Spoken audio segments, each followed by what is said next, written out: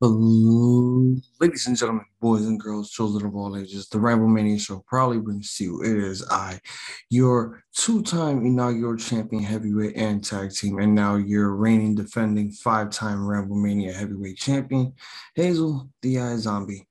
And welcome back to the return of What Smackdown. We like to give you the good, the bad, and who booked this shit on Friday Night SmackDown. Know we've been going a couple months, but now we're just getting into the swing of things. Work has been pretty fucking hectic.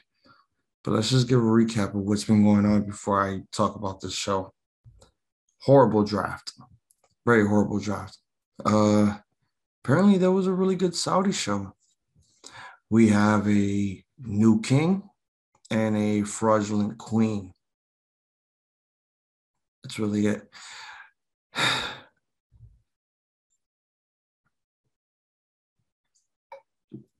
Submitted to the approval of the Ramble Mania show. This is the coronation of King Xavier Woods. Without further ado, let's ramble. We open up SmackDown from Wichita, Kansas, with the Universal Champion Roman Reigns makes his way out to the ring with his special counsel, Paul Heyman. They're both in the ring. Reigns has a mic.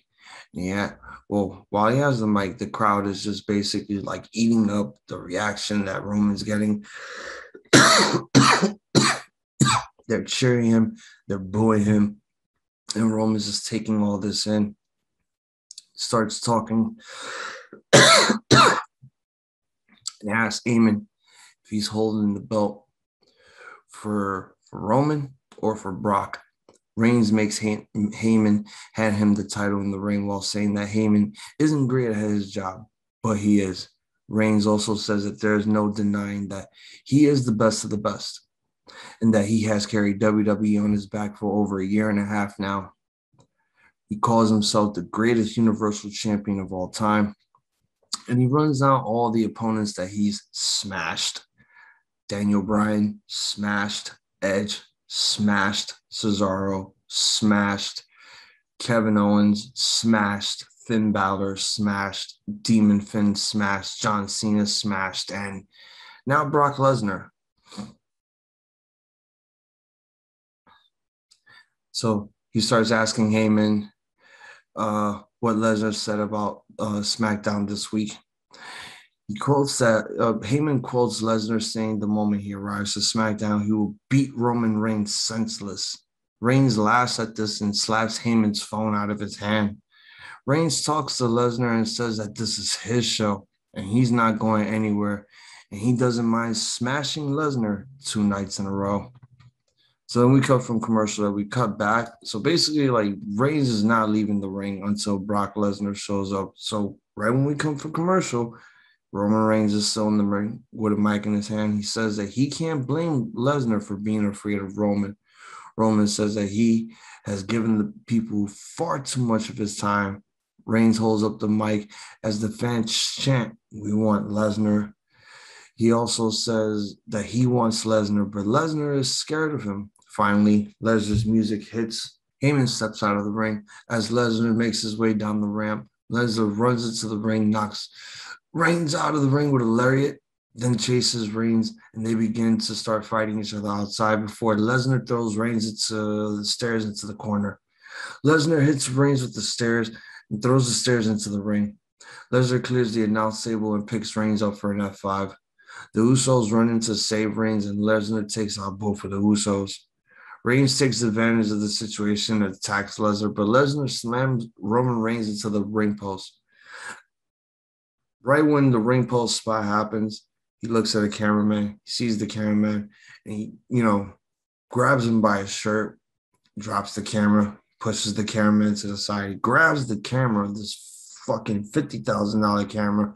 He Hadoukens the fucking camera that was supposed to hit Roman's head, but Roman ducks and the camera basically shatters onto the LED ring post.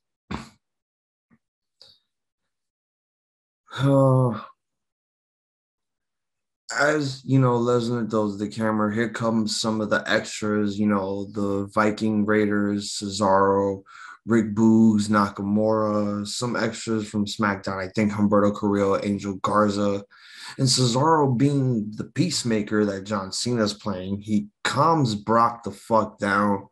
Brock gets into the ring. Adam Pearce comes out and you know, he's watching, Brock Lesnar take out the majority of the mid-card people. And Roman Reigns escape and the Usos escape. However, Lesnar is standing tall with Roman's Universal Championship belt. So another commercial break from that. Then we have Adam Pearce standing in the middle of the ring. He gets the mic, says that Brock Lesnar's actions were irresponsible and unacceptable. He has put hands on WWE officials, WWE superstars, and now he's afraid of what he could do around the WWE universe. I mean, the man destroyed J&J Security's like expensive ass car. He chucked the door onto the crowd and someone got hurt by that. So yeah, I would be scared of Brock Lesnar too. So Adam Pearce had a very good point there. So you're very typical trope if you're Brock Lesnar, if you lose a match that involves a championship or something special, you show up on the next show and you beat the crap out of everyone until you get what you want. But you're not going to get what you want. What you're going to get is an indefinite suspension. And that's always with Brock. It's like, okay, Brock doesn't get what he wants. He has to beat up an authority figure, an official, an agent. And then here comes the suspension. Does this happen? This is like what, the fifth time he's been indefinitely suspended by WWE for that? You might as well just fire his ass. So Brock comes out and he's like, there's no way Adam Pearce just said that. There's no fucking way he's going to indefinitely suspend me.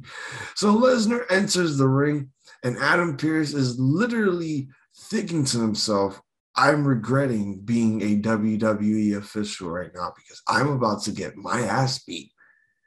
Mind you that Adam Pearce is a former 5-time NWA World's Champion. That man has held the 10 pounds of gold with pride. And he got his ass kicked here with pride and dignity. And I feel bad for Pearce that he can't do anything to defend himself in this sort of scenario. So Lesnar grabs Pearce by the throat and asks Pearce, fuck you said?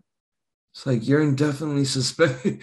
He basically proceeds to F5 the fuck out of Pearce. But the first F5 picks him up and he's like, the fuck you said? Doesn't even get Adam Pearce to say the words that were supposed to come out of his mouth. Picks him up, second F5. Boom. Brock leaves the ring, ending the segment there.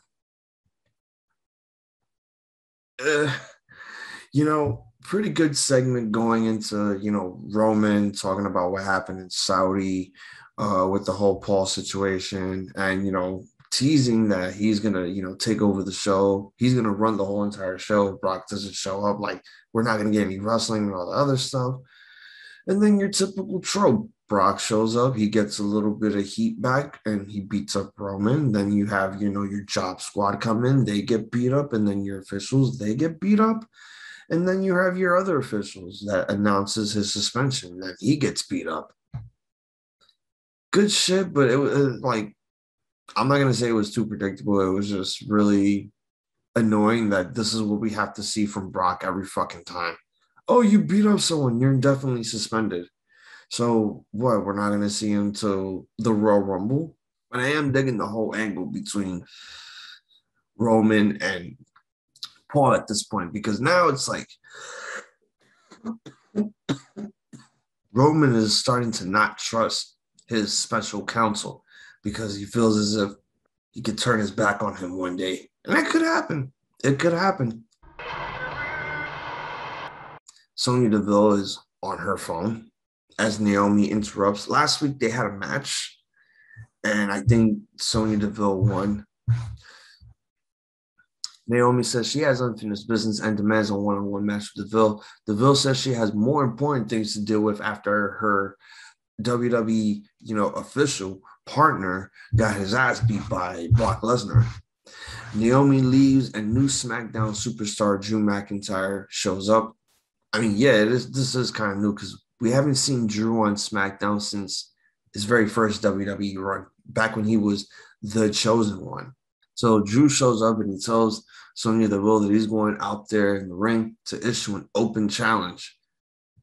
And the weirdest thing about this whole segment was there was no story time with Drew McIntyre at all. So I'm guessing they're done with all that. I'm hoping that this is the end of this whole nonsense with story time with Drew McIntyre. So we have our first match opener. Drew McIntyre comes out and officially announces his open challenge. Answering McIntyre's open challenge is Sami Zayn, and he has a new theme song. Cool. Gets on the mic, who says he is the longest tenured member of the SmackDown roster and he is a locker room leader. Zayn says that McIntyre is looking for someone brave enough to accept his challenge, and Sami Zayn is the best superstar in SmackDown to do so. So now we have this match that takes place. It was a really good match. When we come for a commercial break, Zayn is slumping McIntyre on the mat. Zayn makes a cover for a 2 count, and then Zayn tries to cover McIntyre 2 more times. McIntyre then slams Zayn into a corner, then hits him with a belly-to-belly suplex, sends Zayn across the ring. McIntyre hits a neck breaker, goes to the corner, but Zayn rolls out of the way of a Claymore. Sami Zayn slams McIntyre off the ropes, then tries to go for a blue thunder bomb, but McIntyre counters it. He charges to the corner, but Zayn dodges McIntyre, running into the ring post shoulder first. Zayn does a countdown to the corner and runs for the haluva kick, but McIntyre catches him with a Claymore, going for the 1-2-3, giving Drew McIntyre his first one on SmackDown after God knows how long. Really good match, good opener, very good fresh start for the fans to see, because they've never seen Drew versus Sami Zayn, and seeing this, it was a good way of saying, okay, this draft actually got us something, but it was still a fucking colossal failure, because we should be having this draft after Survivor Series, not before Saudi, or the draft officially starts after Saudi. That was stupid. But this match, hell of a match, hell of an opener, and a good way to start off fresh for SmackDown. So while that match is coming to an end, the ring crew comes out and they are preparing the setup as they're about to begin the coronation of our brand new king, Xavier Woods. Kofi Kingston makes his way down and is getting ready to begin the coronation of his best friend. I want to remind people about this real quick before I continue. Xavier Woods wrote this on a tweet after beating Bobby Lashley, of all people, because he was the champion. I think Lashley was having a feud with Kofi at that time. All right. So Xavier Woods went on Twitter and said, I may have beaten the almighty WWE champion, but I don't want a WWE championship match. I want the King of the Ring tournament back, and I want to be a part of that. And he got what he wanted. The company listened to his opinion, and the company resurrected the King of the Ring tournament, along with the Queen's Crown, a fraudulent Queen's Crown tournament, 19 minutes and 24 seconds, with an abysmal way of representing your women's division, trying to crown a queen here. It was horrible. But I just wasn't a big fan of both of the outcomes. You have a guy who was a former Universal Champion, the very first ever Universal Champion, versus a guy that likes video games. The algorithm there just made no sense. And I understand why they did it, because they wanted to reward Xavier Woods for everything that he's done in the WWE with up, up, down, down, the whole thing with the New Day and all this other shit. So bravo. Xavier Woods finally got what he wanted. Maybe he could finally retire a happy man and say, you know what? I may have not been WWE champion, but that was never my goal. My goal was to become king of the ring, and he achieved his goal. Kingston uh basically starts off by saying, "We are gathered here today for the grandest of coronations." Kingston introduces the new king of the ring, King Xavier Woods. I think it was that moment where it's like I was telling myself, we could have had Booker T on this, like bring back the whole King Booker for one night only, just to, begin the coronation of Xavier Woods and such. And then Kofi Kingston, looking like the jester in this whole scenario, kind of looked weird and, silly. But, it was a good coronation overall. I think what pissed me off about it was there's no angle, going on that started with this. They just did the whole thing. Xavier Woods got his cloak on first, and then they gave him his scepter, and then he puts on the crown, and you know Kingston hands Woods the mic, and Woods says that the fans helped him turn his dream into a reality. Woods says that he will that his reign will be fun but also fair, and now everyone will basically now start hailing our new king, Xavier Woods, and they start with the chant of "Hail King Woods, Hail King Woods, Hail King Woods." Good for him. Good for him. It's just, I wish they didn't have to do the official King of the Ring winnings, Queen's Crown winnings at fucking Saudi. And cut back to the ring. We have a rematch taking place from Crown Jewel, and it is Mustafa Ali taking on Mansoor. Basically, it was a very short and quick match. I wish this match was a bit longer. It was a really good match. I'm not gonna give any shit about it. I love Mansoor's work since being part of the main roster, and I think he's gelled quite well with everyone that he's gotten in the ring with.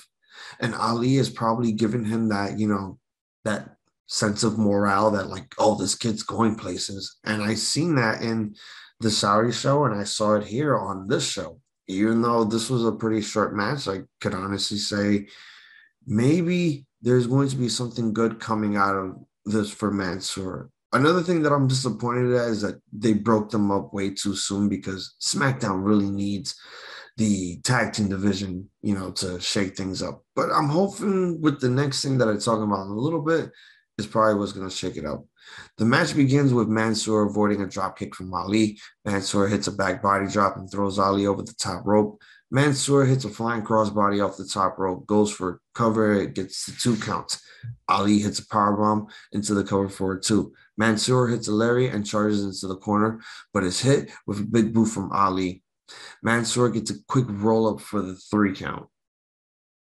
Looking back and forth, at least it wasn't 50-50 booking, because, for the second night in a row, Ali takes a loss to Mansoor, giving him the boost that he needs since they're now both on SmackDown. So we have the debuting Hit Row. Swerve, Top Dollar, Shanti the Adonis, and B-Fab.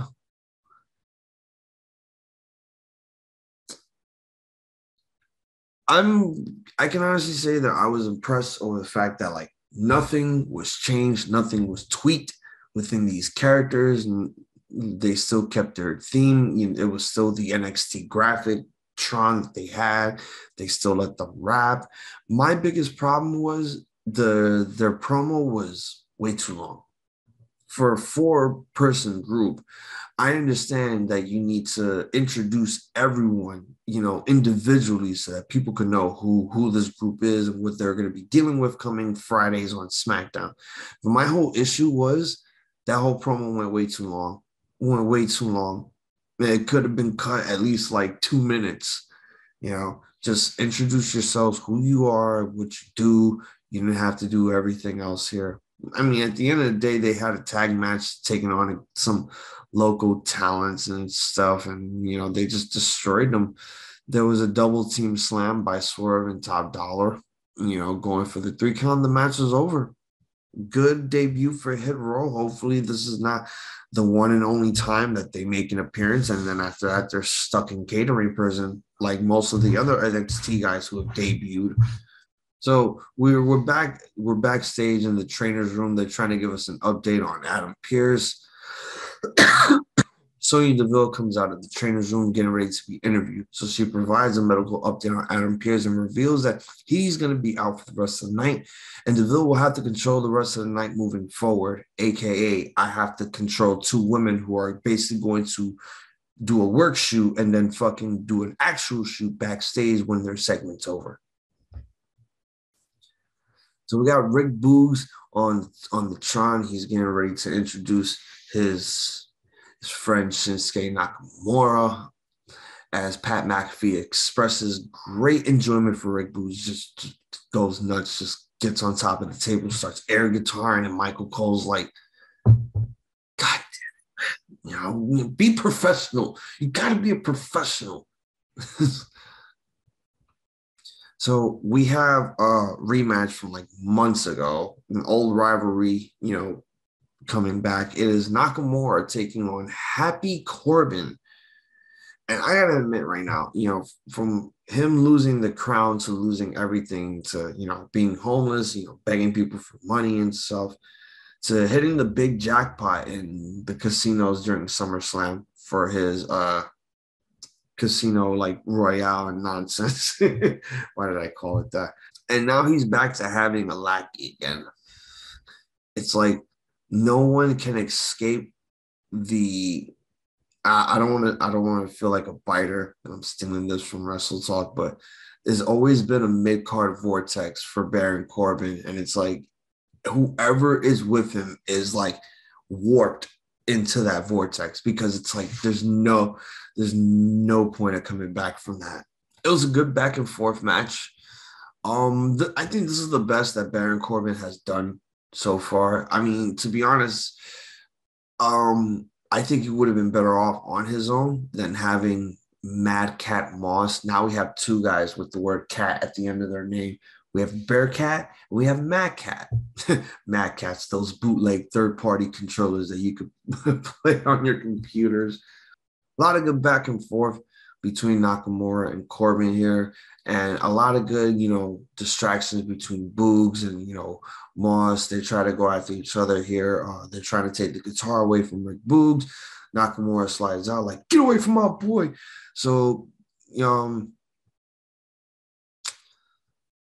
Mad Cat Moss comes in, distracts Nakamura, and Corbin slams Nakamura into the stairs, throwing him back into the ring, hitting him with the end of days. It should be the happy days now.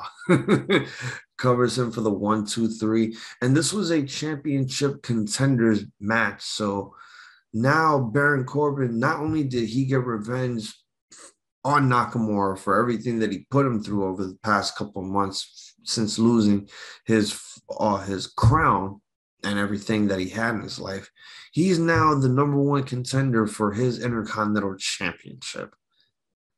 Hopefully this is, I'm hoping they don't like switch the title. Not that I don't want to see Baron Corbin or Happy Corbin with the IC belt. It's just, we got to, elevate that title more. And I think Nakamura could elevate that belt so much. So now we're closing out the show basically with the Women's Championship exchange between SmackDown Women's Champion Becky Lynch, who is now going to be the Raw Women's Champion, with Raw Women's Champion Charlotte Flair, who is now going to be the SmackDown Women's Champion.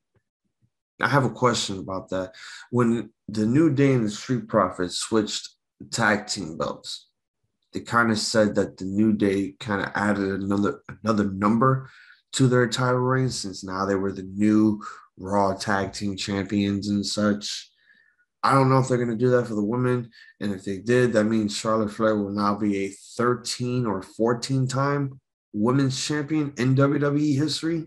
So she's a few more away from, tying with her father or beating her father's record. So we have Sonya Deville in the ring by herself, since her other WWE official partner has been taken out for the rest of the night by Brock Lesnar. Both Charlotte and Becky Lynch are in the ring at the exact same time. And this is where it just got fucking weird. So Charlotte takes her belt off and she's about to hand it to Becky or Sonya. Becky literally just slaps the Raw Women's Championship out of Charlotte's hand, landing it on the floor. So Charlotte picks the belt back up. She hands the Raw Women's Championship to Sonya Deville. Becky Lynch throws the SmackDown Women's Championship onto Charlotte's sternum. Basically, it became one big shoot because there was a bit of a verbal altercation backstage between these two after the segment was over, after the cameras went off the air. Nothing violent happened. It was just, there was a lot of verbal abuse. And a lot of people have been saying that Charlotte is not the best person to work with, especially on SmackDown. It's like she has an attitude with everyone. I don't know if that's true, but, people like to throw a lot of speculation in there. So after, these women, start abusing one another with throwing belts at each other, here comes the Blueprint, the boss. Like, look, WWE, this is your fault for not making me care about Sasha Banks because of how you have utilized her, how you made her look throughout this entire main roster run. And it's pathetic. You just made me stop caring for this woman. You made me feel like I hate her. And I don't want to hate her. She's a great competitor, but it's just, you made me just not care.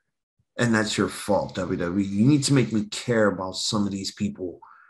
And the way you want to book them and present them every week on Raw or SmackDown, it just looks bad on your behalf. And you make the superstar look bad and their stock plummets and it doesn't look good overall. She comes out, she's cutting a promo. Okay, so she says that she runs SmackDown. Oh, really? Because last time I checked, The Rock still runs SmackDown. That's The Rock's show. He came up with the name. SmackDown is the reason why it's in the Webster's dictionary, okay, because of The Rock. Flair asked Banks if she felt left out. Lynch says she's going to Raw while Flair and Banks work each other out. So, and this was another thing about this whole segment. It was dumb because we have Survivor Series coming up. So why are Flair and Banks now having this little mini feud when when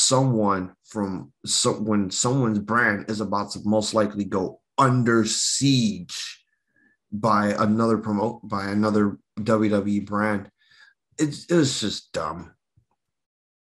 So Banks says that she's the star of any show that she's on, and Banks and Flair break out into a brawl in the ring. Flair is able to break free and escape to the outside.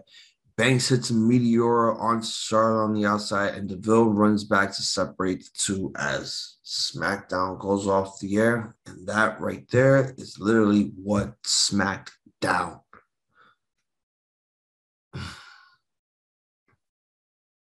The show wasn't bad, but that whole ending is literally what everyone possibly could be talking about. Because from right then and there, you could obviously tell something was off there, and it looked like, no one didn't want to look weak going into this whole situation of the title exchange. It's like, dude, it's just a title. It's just a title exchange. You're just getting another title from a different brand because you're in that brand. So what's the big deal here? Are we just not are these two women now just starting to hate each other? Who knows? The entire show, though, it was pretty good for what it was. And just to see Adam Pearce, take a few bumps from Brock, Mansoor versus Ali, Drew versus Sami Zayn, probably the freshest thing throughout that entire show. Let's see what Happy Corbin let's see what they have set for Happy Corbin, since he's now the number one contender for the Intercontinental Championship. And hopefully with everyone that's moved from Raw to SmackDown, let's see what they do with them, because let's face it, we need new competitors in this tag team division. And please, please, you've made Hit Row look good this 1 week that they debuted. Do not tweak them. All right. They're doing fine. All you have to do is get the crowd to hate or love them. That's all that matters. You can't change. Don't fix what's not broken. Okay. Hit Row ain't broke. Don't fucking fix that. They're perfectly fine. The show is going to get a solid good.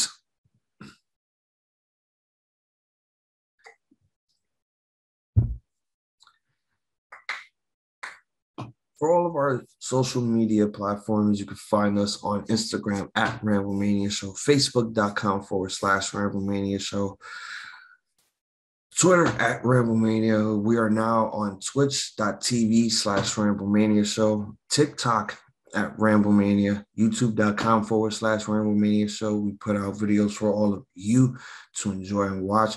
You can stomp a mud on that subscribe button. Cheer for us by clicking that thumbs up button. We love every single one of our Ramble Maniac fans. As far as all of our audio platforms, you can find us on Apple, Spotify, Google, SoundCloud, Anchor, Stitcher, so just type in Ramble Mania Show. We will be appearing on all of the audio platforms that we put out for all of you to listen to and enjoy within your week. As for me personally, you can find me on iZombies. Instagram at iZombies, IZOMBIESZ.